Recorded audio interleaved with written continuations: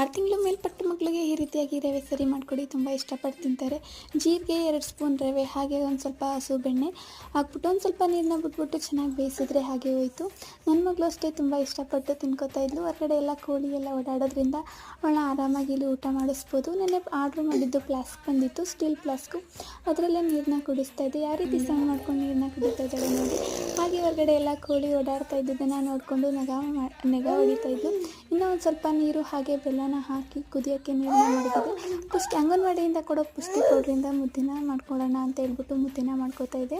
ಏನು ಮಾಡಲಾಯ್ತಲೆ, ಹಸಿಟ್ಟನ್ನ ಹಾಕ್ಬಿಟ್ಟು ತಿರುಗಿದ್ರೆ ಹಾಗೆ ಹೋಯಿತು. ಯಾವುದೇ ರೀತಿ ಗಂಟೆ ಇಲ್ಲದೇನೆ ಮುದ್ದೆ ರೆಡಿಯಾಗಿ ಹೋಗುತ್ತೆ. ಇದರಲ್ಲಿ ಸೋಯಾಬೀನ್ ಹಾಗೆ ಗೋಧಿ ಖನಿಜಾಂಶಗಳೆಲ್ಲ ಇರೋದ್ರಿಂದ ಹೆಲ್ತ್ಗೆ ತುಂಬಾ ಒಳ್ಳೆಯದು. ಸಾಫ್ಟಾಗಿರೋ ಮುದ್ದೆ ರೆಡಿ ಆಯಿತು. ಹಾಗೆ ಎಮ್ಮೆ ತುಪ್ಪ ಜೊತೆಗೆ ತಿಂತಾಯಿದ್ರೆ ತುಂಬ ಚೆನ್ನಾಗಿರುತ್ತೆ. ಅಮ್ಮ ಕೊಡಮ್ಮ ನಾನೇ ತಗೊಂಡು ಹೋಗ್ತೀನಿ ಅಂತ ಹೇಳ್ಬಿಟ್ಟು ನನ್ನ ಮಗ ಹಾಕಿಸ್ಕೊಂಡು ಮುದ್ದೆನ ತಿಂತಾಯಿದ್ದ.